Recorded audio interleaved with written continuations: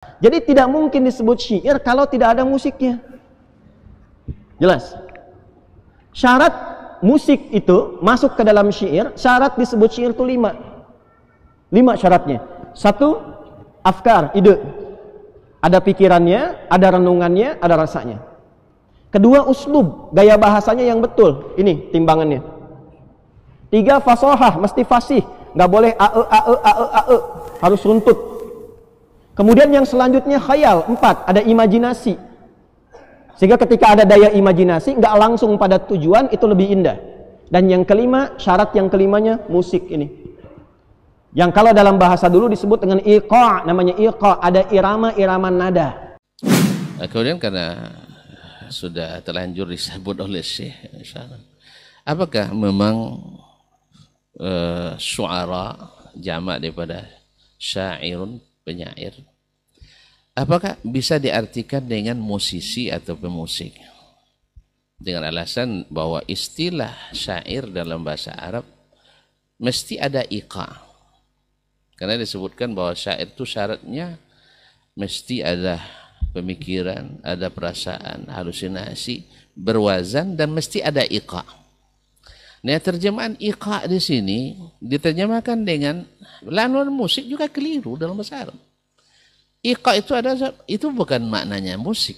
Walaupun terjemahan kontemporer kebanyakan iqa' itu dimaknai dengan musik. Misalnya nasyid biduni iqa'. Itu jangan terpengaruh oleh bahasa orang sekarang. Bahasa aslinya, bacalah kamus-kamus bahasa Arab, jangan merujuk kepada kitab yang penukilnya sendiri disebut oleh para ulama, mohon maaf, kazzabin. Nanti antum tidak termasuk penukil pendapat orang kazzabin. La yu'manu binaqlihi wala biaqlihi. Tidak diamanah dia dalam nakal dan akalnya. Nakalnya dia rafidhi. Rafidhi adalah juara 1 dusta, juara bertahan sampai hari ini di hadis. Akalnya juga tidak bisa dipercaya karena berahluan Mu'tazilah. Makanya ketika kita baca, subhanallah, ada jadi bingung terus terang ini. Jangan kalau awam yang dah belajar agama bahasa Arab, bingung jadinya. Harus ada 5 syarat sebagai syair. Yang selama ini kita belajar bahwa syair itu ada kafiyahnya, ada wazannya. Adapun yang lain-lain itu bukan syarat, tapi dia hanyalah sekedar pelengkap. Tapi oke lah, kita terima syarat itu. Tapi iqa' jangan diartikan yang musik. Iqa' itu adalah oktav. Makanya menerjemahkan penyair dengan pemusik atau syair dalam bahasa Arab mesti bermusik adalah kekeliruan besar. Kekeliruan besar. Tadilah Ustaz Helmi katakan, ini lafza jamilah juga ketika Imam Asy-Syafi'i rahimahullah punya diwan syair. Padahal beliau mengharamkan syair, mengharamkan musik. Nah, apakah patut antum sebut Imam Syafi'i sebagai musisi? Lalu, mohon maaf, oke lah dalam bahasa Arab kita terima, misalnya istislam, membabit taslim, kita terima misalnya bahwa dalam bahasa Arab syair, penyair itu adalah musisi. Apakah patut dan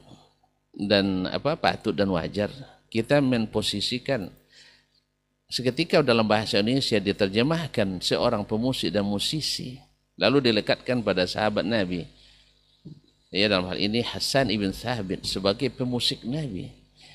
Etis nak kira-kira? Antum sandingkan, terbayang oleh antum sekarang musisi-musisi Islami yang ada di Indonesia, lalu seperti itu kita membayangkan Hasan bin Thabit, lalu kiainya seperti kita yang merekomendasikan tadi. Nabi direkomendasikan, dideskripsikan seperti kita, kiai yang menyampaikan bolehnya musik. Nah, sekarang tidak ada orang yang waras akalnya akan mengatakan ini kecuali tersilam. Oleh sebab itu maka kita akan minta maaf saja, selesai, dan bertobat pada Allah SWT. Yang ketiga, ada tidak Nabi SAW mendengarkan syair-syair yang diiringi dengan hentakan musik? Ini terangnya seperti, malamnya seperti siang. Seperti kata Ustaz Elmi dalam ceramahnya. Diambil dari hadis. Lailuha kanahariha. Siapapun yang mengklaim ahli riwayat, apalagi yang hafal ya sudut kiri, sudut kanan ini, rasanya tidak mungkin tersembunyi hal seperti ini. Bentangkan sejarah Nabi. Dari mulai jadi Nabi di Makkah 13 tahun, kemudian sampai wafat di Madinah 10 tahun. Ada nggak Nabi Sallallahu Alaihi Wasallam menyaksikan atau mendengarkan? Justru yang ada sebaliknya. Walaupun hadis diperselisihkan, yaitu Nabi mendengar suara seruling, dia tutup telinganya. Kemudian ditanya lagi, masih terdengar? Sudah tidak, baru dia masih terdengar lagi, tutup lagi telinganya. Jadi kata Abdullah bin Umar. Kemudian kenapa antum ketika membahas masalah ini tidak hadirkan hadis-hadisnya? Kenapa pergi kemana-mana? Satu, pergi ke ayat wa zayyana as-sama'a ad-dunya bi zinatil kawakib. Innallaha jamilun yuhibbul jamal. Suara indah dan sebagainya. Kenapa tinggal ke hadis? Bahas hadisnya satu persatu. Dan bayangkan lingkungan di masa Nabi dengan Madinah waktu itu seperti apa adanya. Ahli riwayat seperti itu. Kau pindah ke kitab Al-Mas'udi yang Mu'tazilah dan Rafidhi. La yu'tamanu bi aqlihi wala bi naqlihi. Padahal seperti kata Syekh Bakar bin Abdullah Abu Zaid, al-ilmu imma nassun musaddaq atau aqlun muhaqqaq. Wal amanatu syartun bihima. Wal amanatu syartun bihima. Faman akhalla bi ahadihima ukilayhima fala yu'manu bi aqlihi wala bi naqlihi.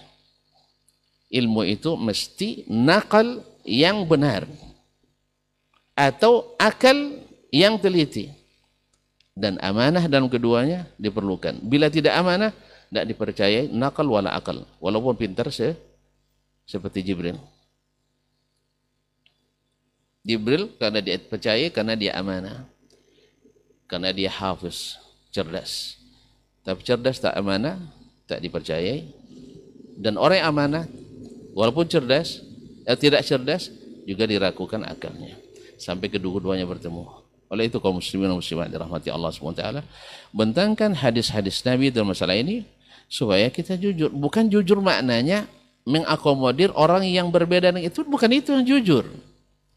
Salah satu dari jujur, iya, kita sebutkan dalil yang membolehkan, silakan. Lalu kita sebutkan, dan bukan maknanya membenarkan yang salah. Karena benar salah bukan kejujuran. Itu berkhianat terhadap ilmu. Antum tahu yang benar, ini yang sahih, lalu antum benarkan juga yang salah, itu tidak jujur namanya. Itu namanya mengikuti selera. Wabillahi taufik.